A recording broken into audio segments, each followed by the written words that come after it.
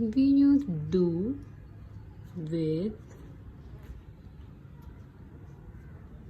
I, you, we, they, and with plural. We use does with he, she, it, and singular. We use did with all of these past tense.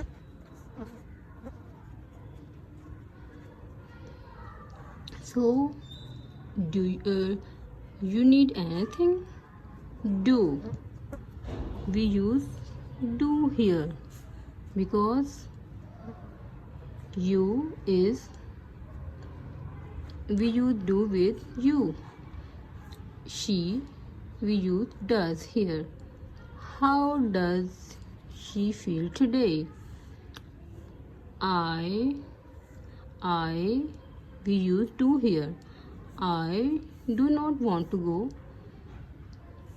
She, we use does. She does not like apple. Ali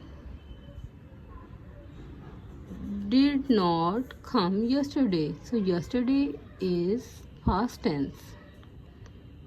It, we use does. Does it looks good? This bike, singular, we use does.